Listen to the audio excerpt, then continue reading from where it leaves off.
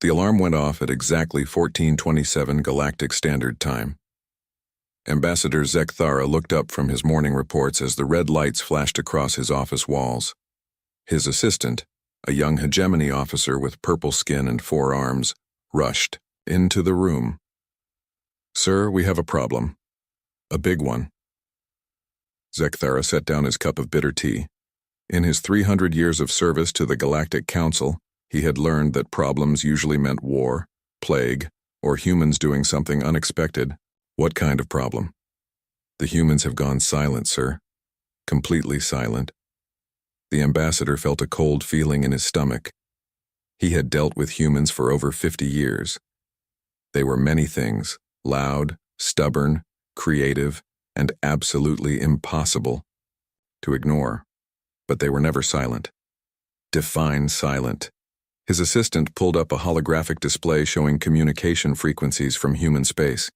Usually the display would be filled with thousands of colored lines showing radio signals, quantum messages, digital transmissions, and even their primitive internet chatter.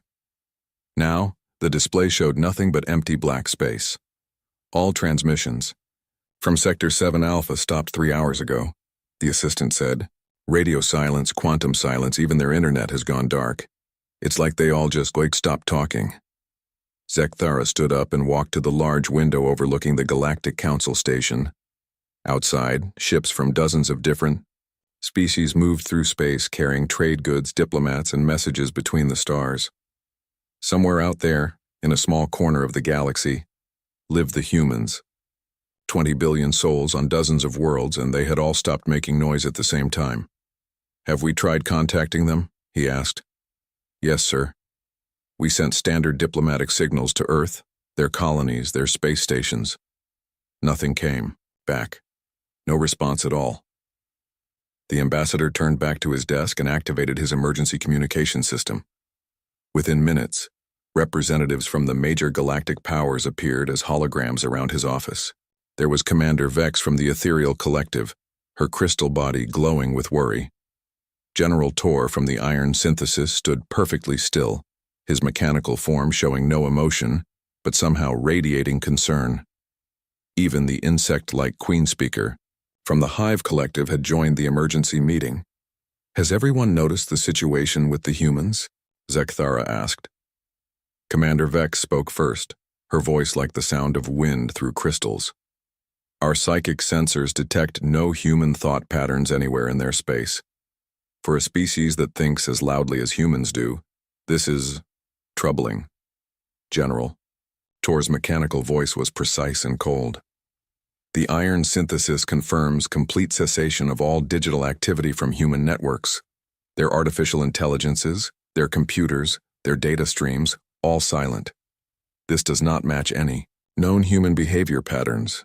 The Queen Speaker's mandibles clicked nervously. "The Hive has been monitoring electromagnetic emissions from human space for trade purposes. The feeding grounds are empty. No signals, no energy, no electronic food for our energy-eating offspring. It is as if human space has become a dead zone." Zekthara felt the cold feeling in his stomach grow stronger. "Have any of you tried to investigate?" "We sent 3 scout ships toward their border systems," General Tor replied. "They have not returned. They have not sent any signals. The ships simply vanished." Commander Vex added, "Our fastest courier ship was dispatched to Earth itself. The last message we received was the pilot screaming about shadows and silence. Then nothing." The Queen Speaker's eyes, all 6 of them, focused on something beyond the holographic display. "One of our deep-range scouts managed to get close to a human system before disappearing. The final transmission was disturbing." "Show us," Zekthara ordered. The hologram shifted to show the recording from the Hive scout ship. The image was grainy and filled with static, but they could see a human space station orbiting a planet. The station looked normal. Lights were on, ships were docked, everything appeared to be functioning. But there was no movement, no activity, no signs of life. Then the pilot's voice came through the speakers, barely a whisper. "The humans, they're not gone. They're waiting. Oh gods, they're waiting for something, and I think it's going to be terrible.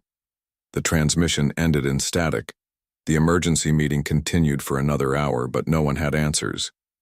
They all agreed on one thing. When humans went silent, it meant they were planning something. And when humans planned something while angry, entire star systems had been known to disappear. Zekthara dismissed the other representatives and sat alone in his office thinking. He had been one of the first ambassadors to make contact with humanity when they had developed faster-than-light travel. He remembered those early days when humans seemed like just another species trying to find their place in the galaxy. That impression had not lasted long. Humans were different from every other species the galaxy had encountered. Most intelligent. Life forms followed predictable patterns. They valued survival, prosperity, expansion, and logical decision-making. Humans valued these things too, but they also valued concepts that made no sense to other species. They would sacrifice prosperity for something they called justice. They would risk survival for honor. They would choose dangerous paths because they led to freedom. Most disturbing of all, humans had an absolute refusal to accept defeat. Other species would surrender when faced with overwhelming odds. Humans would find new ways to fight. They would turn their own bodies into weapons, their planets into traps, their defeats into victories through sheer stubborn determination. The ambassador opened his files on human history. The records were full of incidents that had shocked the galactic community. The Proxima colony situation, where humans had literally blown up their own planet rather than let invaders take it. The biological war with the Hive, where humans had weaponized death itself. The logic war with the Convergence, where humans had created chaos viruses that turned perfect machines into artists and poets. Each time, the galaxy had learned the same lesson. Never push humans to their breaking point because their breaking point was where they became most dangerous. Now they had gone silent. In Zekthara's experience, this meant one of two things. Either something terrible had happened to them, or they were preparing to do something terrible to someone else. Given human nature, he strongly suspected it was the second option. His assistant returned with more reports. Other species were beginning to panic. Trade routes that passed through human space were being abandoned. Ships were refusing to carry cargo anywhere near human systems. The galactic stock market was crashing as investors pulled their money out of anything connected to human space. "Sir," his assistant said quietly, "there's something else. We've been monitoring communications from other species and there are rumors spreading." "What kind of rumors?" "That the humans didn't go silent because something happened to them. They went silent because they're hunting something, and whatever they're hunting should be very, very afraid." Zekthara looked out his window again at the busy space traffic around the station. Somewhere out there, in the darkness between the stars, 20 billion humans had stopped talking and started planning. The ambassador had a terrible feeling that when they broke their silence, the galaxy would never be the same again.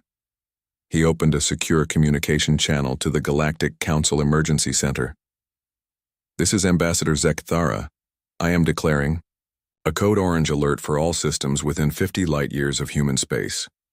All military forces should be placed on standby, and civilian traffic should avoid the area until further notice." "What should we tell people is the reason for the alert?" the operator asked. Zekthara thought for a moment. "Tell them the humans have gone quiet. Anyone who knows human history will understand why that's terrifying." The emergency session of the Galactic Council began 12 hours after the code orange alert. Representatives from 47 different species gathered in the great circular chamber, their various forms creating a strange rainbow of scales, fur, crystal, metal, and stranger things. The topic was simple. What do we do about the humans?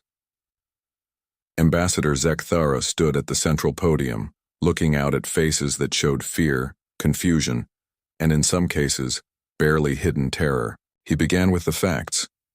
The complete communication blackout from human space, the missing scout ships, the lack of any explanation for what had happened. "Before we decide how to respond," he said, "we should remember what we're dealing with. Humans are not like other species. Their history with us has taught us some hard lessons." High Commander Zix of the Zephyrian Empire was the first to speak. His proud bird-like features were tense with old memories. The Hegemony Council should remember the Proxima incident. We certainly have not forgotten it. Murmurs went around the chamber. Every species knew about Proxima, but few wanted to talk about it. Tell them, Zekthara said quietly. Zik stood, his golden feathers catching the light. 50 years ago, the Zephyrian Empire needed to expand our territory. The humans had a small colony on Proxima Centauri b, maybe 50,000 people living, on a barely habitable rock. We offered them generous terms to relocate. They refused. The commander's voice grew harder. We offered them citizenship in our empire, with full rights and benefits. They refused. We offered to buy their colony for enough money to purchase an entire star system elsewhere. They still refused. So we decided to take the planet by force, Zix continued.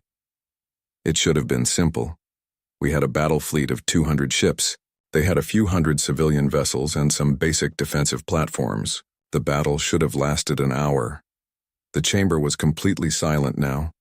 Everyone knew how this story ended, but hearing it told by someone who had been there was different. We demanded their surrender. Their response was to broadcast a message on all frequencies. A little human girl, maybe 8 years old, standing in front of their planetary council. She said, "We don't surrender. We don't run away. This is our home, and if you take it from us, you'll have to take it from our dead hands." Zix paused, his beak clicking nervously. We thought it was propaganda. Humans often use their children for emotional manipulation.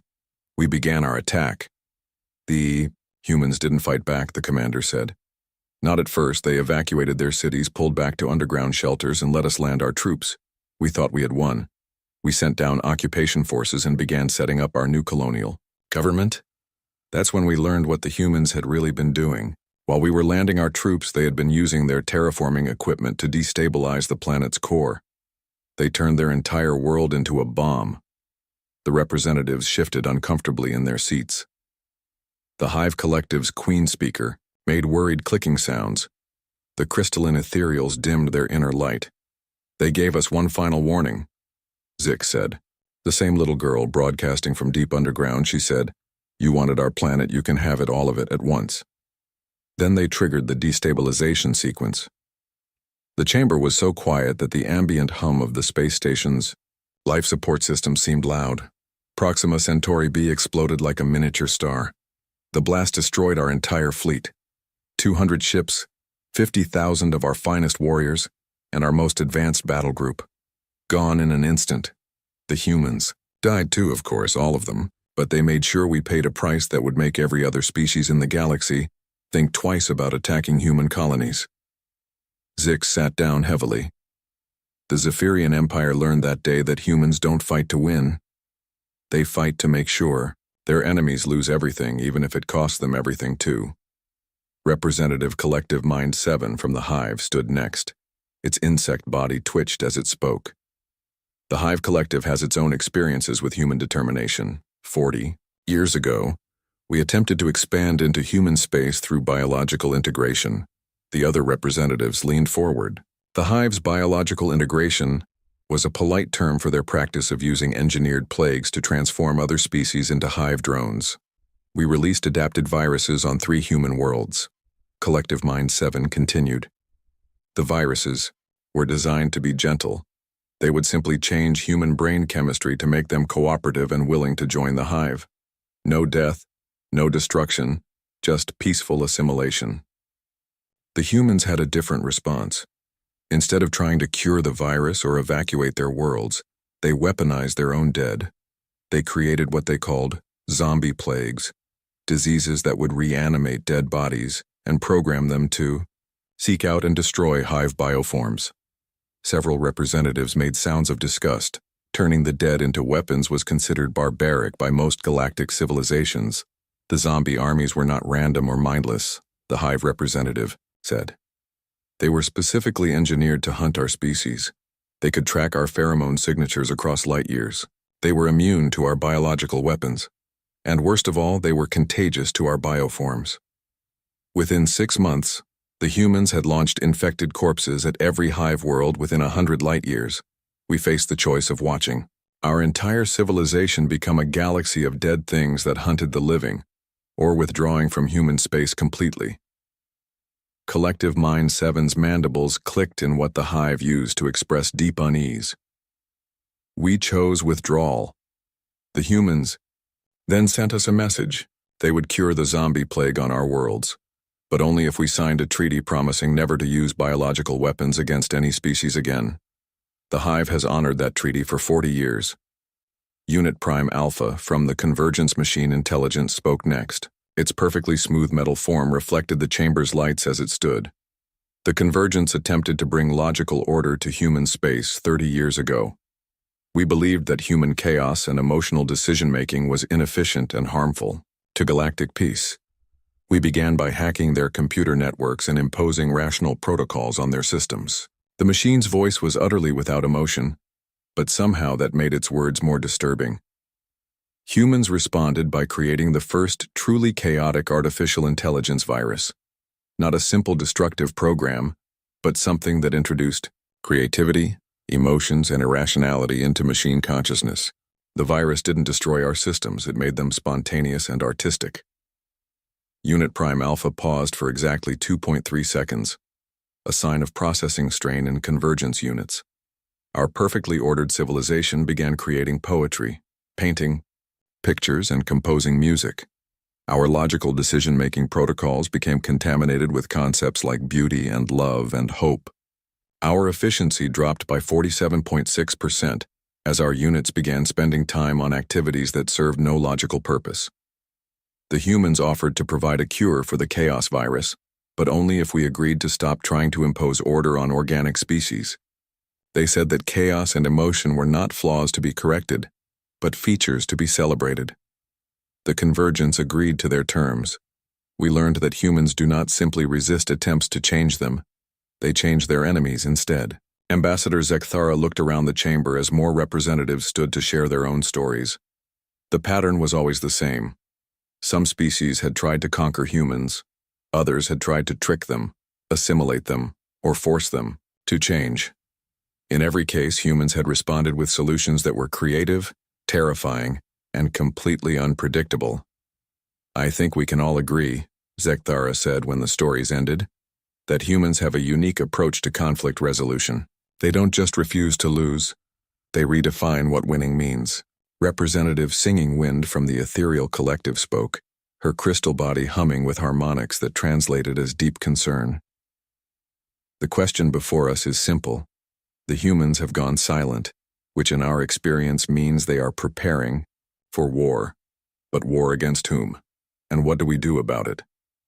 We investigate, Zekthara said. Carefully. We find out what has made the humans angry enough to stop talking and start planning. And then we pray to whatever gods we believe in that we're not the target. The session ended with a unanimous vote to form a joint investigation team. As the representatives filed out of the chamber, many of them were already making private communications to their home governments. The message was simple: avoid human space at all costs, and hope that whatever had awakened the sleeping giant of humanity was pointing in a different direction. In the empty chamber, Ambassador Zekthara stood alone, looking up at the star map that dominated the ceiling. Somewhere out there, 20 billion humans were planning something. Based on their history, it was going to be spectacular, terrible, and completely unprecedented. He just hoped the galaxy would survive it. Detective Prime Vash had investigated murders, wars, and the collapse of entire civilizations. But she had never been more nervous than she was now. Standing on the bridge of the joint investigation ship, Truth Seeker, she watched the blue marble of Earth grow larger on the main screen. Earth looked normal. The planet spun on its axis exactly as it should. The moon hung in the correct position. Artificial satellites moved in their proper orbits around the world. From space, everything appeared perfectly fine. But Vash's bioelectric senses, which could detect lies and deception from any living creature within 1,000 kilometers, detected nothing at all. No life signs, no emotional energy, no thoughts or feelings. It was like looking at a beautiful painting of a world instead of a living planet. Approach vector confirmed. announced Captain Threx, the Zephyrian pilot. His golden feathers were ruffled with nervousness. All systems showing normal readings. Orbital traffic control is not responding to our communications. Dr. Helix from the Convergence examined his instruments with mechanical precision. Planetary infrastructure appears fully functional. Power grids are operating at normal capacity. Transportation networks show no signs of damage or disruption. Professor Mindtwist from the Hive Collective studied the biological scanners. No decay signatures from the surface. If the humans are dead, their bodies are not decomposing normally. Vashi turned to the final member of their team. Harmony of Light was an ethereal, her crystal body glowing with psychic energy. Any mental impressions from the planet, the crystal being dimmed noticeably. Nothing. Where there should be 20 billion human minds, I sense only emptiness. Not death, not sleep, but absence. As if every human consciousness simply stopped, existing at the same moment. The investigation team exchanged worried looks. Each of them was an expert in their field, chosen because they had experience with human behavior. They all knew that humans did not simply vanish without leaving traces. Take us down to the surface, Vash ordered. Start with the largest population center. The ship descended through Earth's atmosphere toward the sprawling megacity that humans called New Geneva. As they flew over the city, the team stared in amazement at what they saw below. The city was perfect. Streets were clean, traffic lights functioned normally, and automated systems maintained everything exactly as it should be. But there were no people anywhere. Cars sat empty in the middle of roads. Parks had children's toys scattered on the grass, but no children playing with them. Restaurant patios had tables set for meals that would never be eaten. They landed in the city center and stepped out of their ship wearing environmental suits. The air was breathable, the temperature comfortable, and the silence absolutely complete. Vash led the team through empty streets, her bioelectric senses straining to detect any sign of life. They found evidence of recent human activity everywhere. Fresh food in grocery stores with sell-by dates that were still weeks away. Newspapers dated from 3 days ago with headlines about sports events and political debates. Personal vehicles with fuel gauges showing full tanks. Look at this, Dr. Helix called from inside a coffee shop. The mechanical being was examining a half-finished cup of coffee sitting on a table next to an open book. The coffee is still warm. The molecular structure suggests it was poured less than 4 hours ago. Professor Mindtwist emerged from a nearby apartment building. I found living quarters with clear signs of recent habitation. Beds are unmade, food is cooking in kitchen units, children's clothes are laid out as if parents were preparing to dress them, but no humans anywhere. They spent the next 6 hours searching the city. The pattern was always the same. Clear evidence that humans had been living normal lives just hours before, but no sign of where they had gone. No bodies, no damage, no indication of struggle or evacuation. This doesn't make sense. Captain, Threx said as they regrouped at their ship. 20 billion people don't just disappear without leaving any traces. Vash was about to respond when Harmony of Light suddenly blazed with bright psychic energy. I'm detecting something. Not human consciousness, but an echo. A psychic imprint left behind. It's coming from beneath the surface.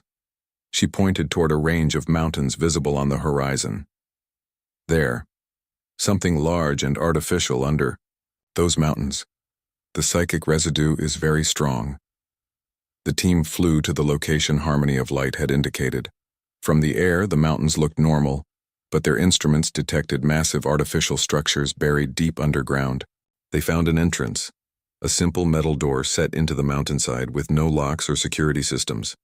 The door was marked with text in every human language. Investigation team welcome. Please proceed to central chamber. We hoped you would. Come. They were expecting us, Vash said quietly. They knew someone would come looking for them. The team entered the underground facility and found themselves in corridors that were clearly human-built, but unlike anything in their databases of human technology. The walls seemed to bend light in impossible ways, creating an effect that was beautiful and disturbing at the same time. The air hummed with energy that made their instruments show readings they couldn't interpret. They followed the corridors deeper into the mountain, passing rooms filled with equipment that defied easy classification. Some chambers contained what looked like star maps, but the constellations were wrong, as if they showed space from a perspective that existed outside normal reality. Other rooms held machines that seemed to be building things out of pure energy. Finally, they reached the central chamber. It was enormous, a sphere carved out of solid rock with walkways spiraling up the walls toward a platform at the center. On that platform stood a single human artifact. It was a wall covered with text in every language the galaxy had ever encountered, including several that the investigation team didn't recognize. At the center of the wall, in letters that seemed to glow with their own light, was a message in perfect galactic standard. To our friends in the galaxy, we are sorry for our silence, but it was necessary. They took our children, and when someone takes your children, you stop talking and start hunting. We have gone where they cannot hide, to bring our young ones home and make sure this never happens again. Please do not follow us. We will return when our work is finished. Tell the galaxy that humanity protects the innocent no matter what the cost. Below the main message, in smaller text, were details that made the investigation team's blood run cold. Lists of names, dates, and locations. Medical reports in a dozen different languages. And at the bottom, a single line that explained everything. The Umbral Collective has been harvesting children from multiple species for 37 years. We have found them. We are ending this. Vash felt her bioelectric senses recoil from the wall as if it were electrically charged. The emotions imprinted in the text were so strong they were almost physical. Love, rage, determination, and something else that felt like the cold fury of a parent whose child was in danger. Dr. Helix scanned the wall with every instrument he possessed. The technology used to create this message is beyond our current understanding. The energy signatures suggest manipulation of space-time itself. Harmony of Light approached the wall cautiously, her crystal body flickering with reflected, psychic energy. The mental imprints here are overwhelming. 20 billion human minds all focused on a single purpose. The psychic pressure generated by that much concentrated will would be enough to... She stopped speaking and backed away from the wall. Enough to break the barriers between dimensions. They didn't disappear, did they? They transformed themselves into something that could follow their enemies into whatever realm they were hiding in. Professor Mindtwist examined the smaller text on the wall, translating the medical reports and data files. These records detail experiments on children, from dozens of species, neural pattern extraction, consciousness manipulation, attempts to create hybrid beings with specific mental abilities. The insect beings' mandibles clicked in distress. The Umbral Collective has been taking children and using them as raw material for their research. The humans discovered this and they decided to do something about it, Vash finished. Something that required them to leave this dimension entirely. Captain Threx studied the star maps in the surrounding chambers. These charts show locations outside normal space. The humans weren't just planning a military response. They were planning to follow the Umbral into whatever shadow realm they used to hide from the rest of the galaxy. The investigation team spent several more hours in the facility, documenting everything they found. The evidence painted a clear picture. The Umbral Collective, a species that existed partially outside normal space-time, had been kidnapping children from various worlds for decades. They used the children in experiments designed to create perfect weapons, beings that combined the emotional drives of organic life with the logical capabilities of artificial intelligence. Most species hadn't even known the Umbral existed. They operated from outside normal reality, striking at isolated targets and disappearing before anyone could respond. But somehow, humans had not only discovered them, but had developed technology to follow them into their own realm. The emergency session of the Galactic Council was unlike anything in recorded history. Representatives from every major species gathered, not to discuss trade disputes or territorial agreements, but to hear Detective Prime Vash's report about humanity's disappearance. As Vash presented the evidence from Earth, the chamber grew increasingly quiet.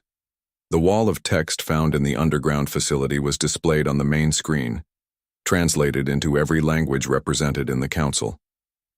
The medical reports, the lists of missing children, the references to something called the Umbral Collective, it all painted a picture that horrified even the most experienced diplomats. "You're telling us," said High Commander Zix from the Zephyrian Empire, "that there's a species we've never heard of that has been kidnapping children for 37 years? "That appears to be correct," Vash replied. "Our investigation team found detailed records of abductions from over 40 different worlds. The victims were always children between the ages of 5 and 15, taken from isolated locations where their disappearance wouldn't immediately trigger major investigations." Representative Collective Mind 7 from the Hive clicked its mandibles nervously. "The Hive has records of missing offspring from our outer colonies. We assumed they were lost to natural predators or accidents. You're saying they were deliberately taken?"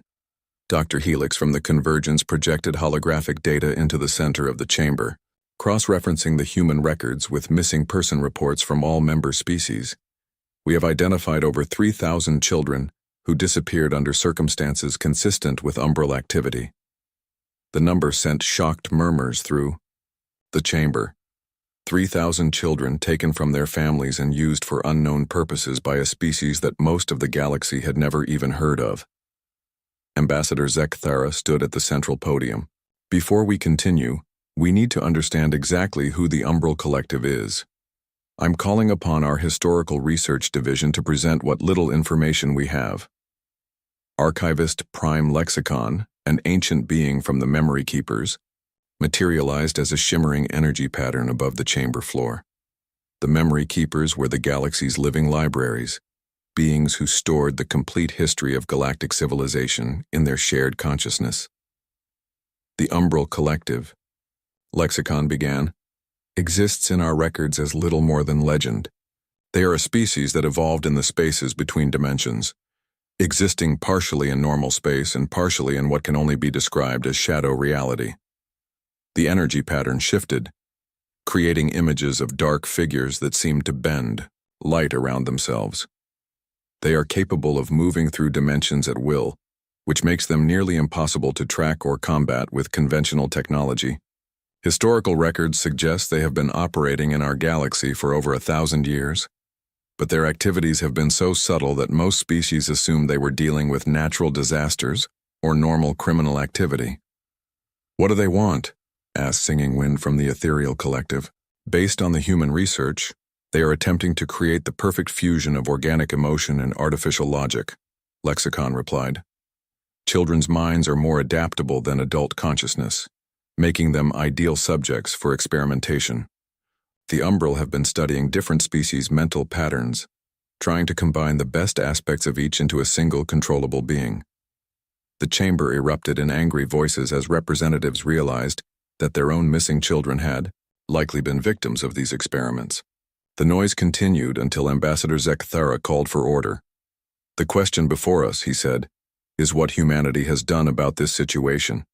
According to the evidence, they discovered the Umbral threat and chose to respond by transforming themselves into something capable of hunting their enemies in their own dimension." Professor Mindtwist from the Hive had been studying the technical data from the human facility. "The level of technology required for such a transformation is beyond anything in our current scientific understanding. The humans somehow converted their entire population into beings of pure consciousness that can exist outside normal space-time. But why didn't they ask for help?" demanded Commander Vex from the Ethereal Collective. "The galactic community could have worked together to address this threat." Vash activated another holographic display, showing timeline data from the human records. According to their files, they tried. 3 months before they went silent, human diplomats attempted to bring this matter to the Council's attention. They were told that without proof of the Umbral's existence, no action could be taken. The chamber fell silent as representatives remembered the human diplomatic requests. Most of them had dismissed the reports as human paranoia or attempts to gain sympathy for some unknown political purpose. "The humans submitted evidence," Vash continued, "but it was rejected because it couldn't be verified through normal investigative methods. The Umbral's ability to exist between dimensions made them nearly impossible to detect using standard technology. Unit Prime Alpha from the Convergence spoke with mechanical precision. Diplomatic records show that human representatives made 17 formal requests for assistance. All were denied due to lack of conclusive evidence, so they gave up on asking for help, Ambassador Zekthara said quietly, and decided to solve the problem themselves. Archivist Lexicon's energy pattern flickered with what seemed like admiration. The human solution is typically human, completely unprecedented, extremely dangerous, and theoretically impossible. They have essentially evolved themselves into a species of interdimensional hunters. What does that mean for the rest of us? Asked Representative Crystalsong from the Mineral Collective. It means, Vash said, that somewhere out there in the space between dimensions, 20 billion humans are hunting the creatures that stole their children. And based on human history, they won't stop until every last umbral is either dead or begging for mercy. The investigation team had also discovered something else in the human facility, communication equipment that was still receiving signals from the shadow dimension where the humans had gone. The messages were brief and encoded, but Dr. Helix had managed to decrypt some of them. We've intercepted several transmissions from the transformed humans, he reported. Most are operational updates, locations of umbral facilities, rescue, confirmations for recovered children, tactical assessments of enemy capabilities. He paused, processing data with mechanical efficiency. But there was one message that was clearly intended for our investigation team. It came through just before we left Earth. The chamber waited as Dr. Helix activated the communication system. A voice filled the space, unmistakably human but somehow different. It carried harmonics that suggested the speaker no longer existed entirely in normal reality. To our friends in the Galactic Council, the voice said, we want you to know that we don't blame you for not helping us. We understand that the umbral were nearly impossible to detect or prove, but we couldn't wait for bureaucratic processes while our children suffered. The voice paused, and when it continued, there was something in it that made every representative in the chamber feel a chill of fear. We have found the umbral's main facility. It's located in a pocket dimension that they've been using as their base of operations for centuries. Inside, we've discovered thousands of children from dozens of species, including many we didn't know existed. Murmurs of shock rippled through the chamber. We are bringing them home, all of them, and we are making sure that the umbral never threaten anyone's children again. The creatures that thought they could hide in the shadows are learning that some shadows have teeth. The transmission ended, leaving the chamber in stunned silence. So, Ambassador Zekthara said finally, humanity has declared war on a species that most of us didn't even know existed, in a dimension that we can't access, using technology that we don't understand.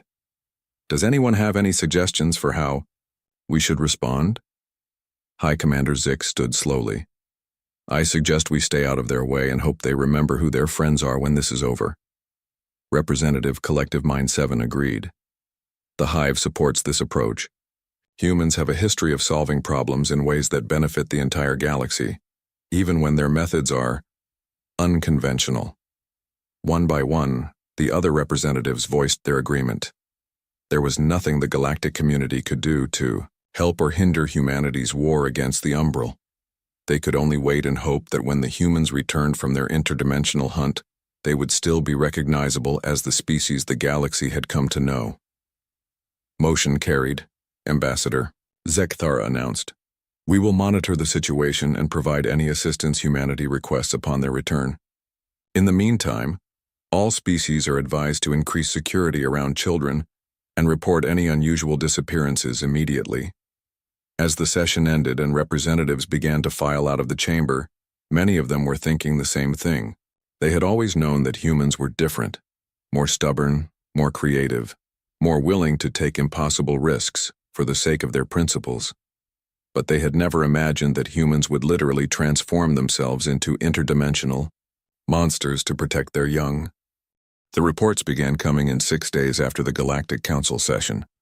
At first, they were dismissed as sensor errors or communication glitches, ships detecting impossible energy signatures in empty space, stations picking up transmissions from sources that shouldn't exist, research facilities finding their monitoring equipment flooded with data that made no scientific sense. But as more reports arrived from across the galaxy, a pattern emerged.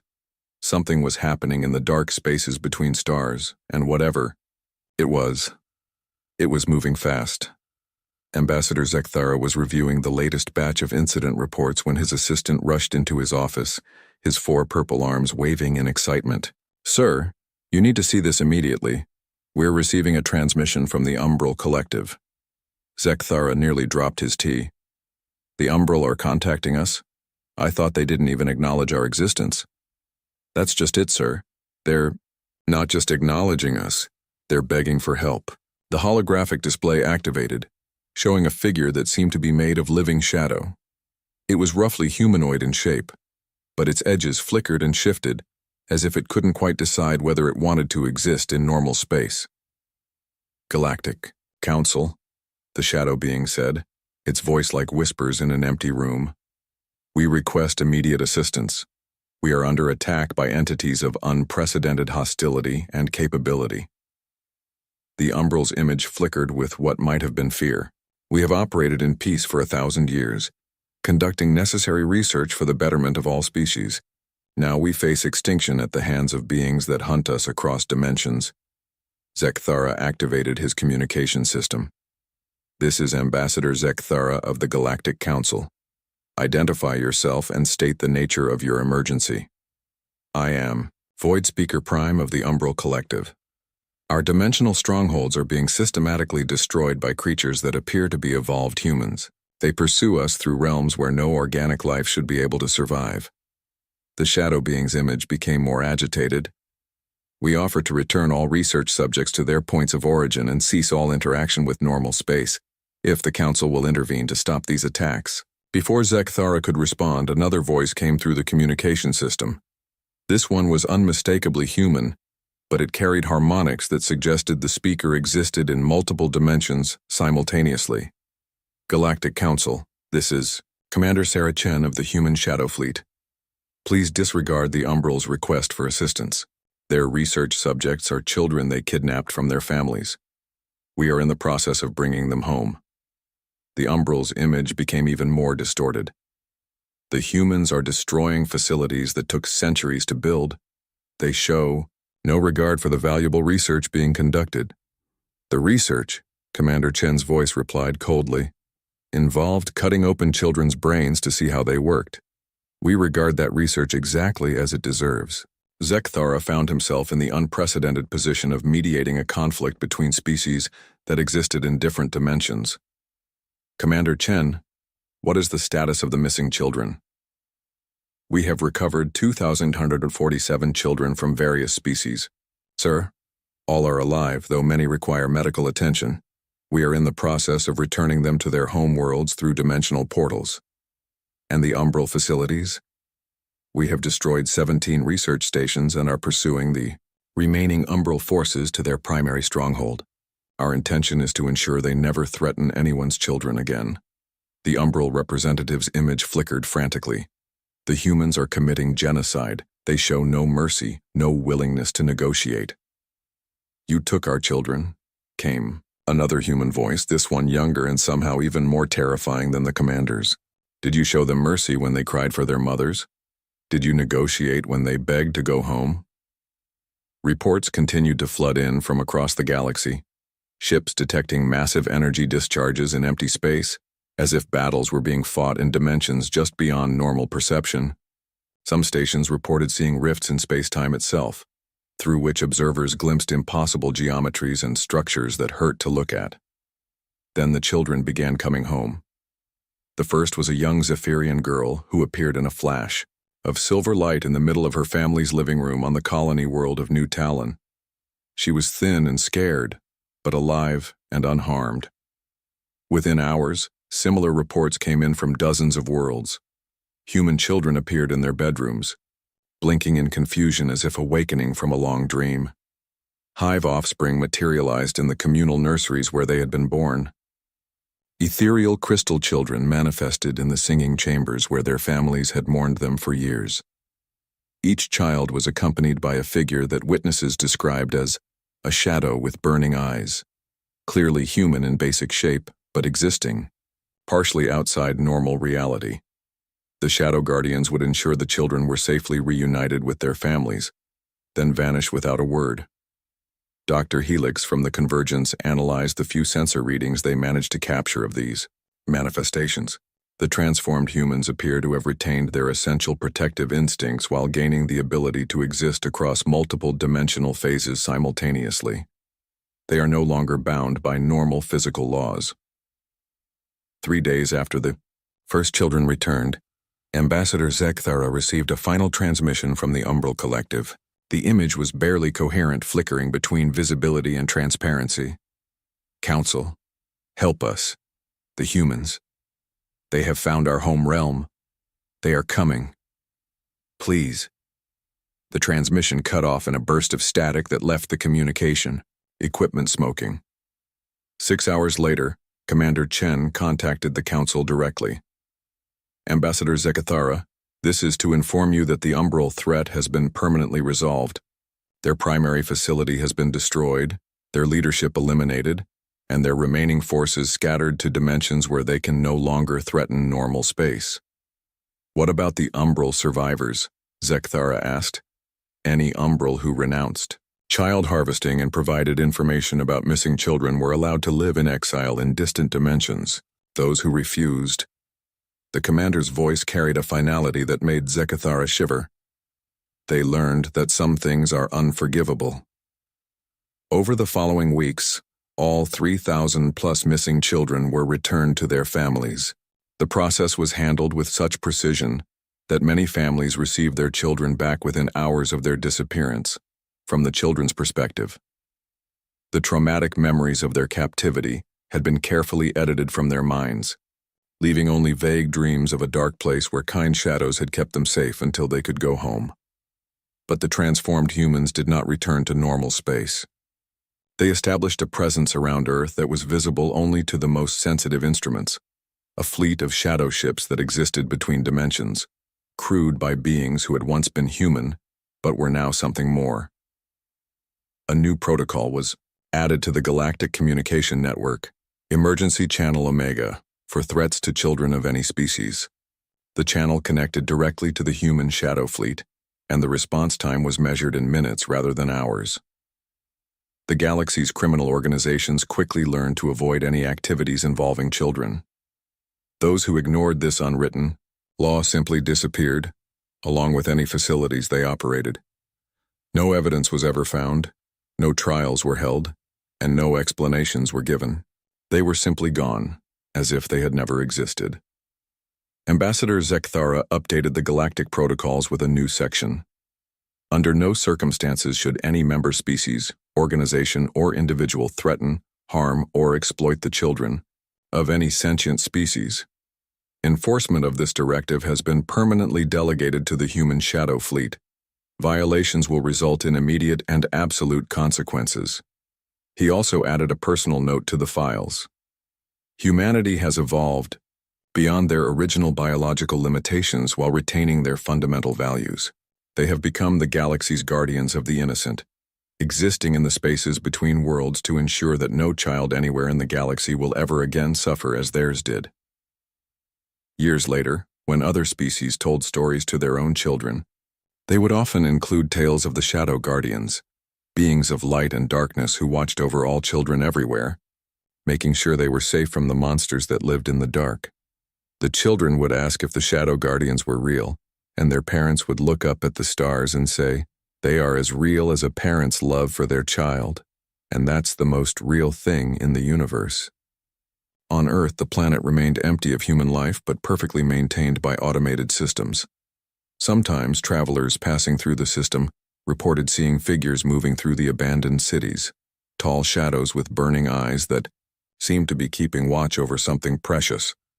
The humans had become something new, something that existed beyond normal space and time. They had sacrificed their physical existence to ensure that no other species would ever have to endure what they had endured. And in the deep places between dimensions, where shadow ships moved through realms of twisted physics and impossible geometries, the transformed humans continued their eternal patrol. They had become the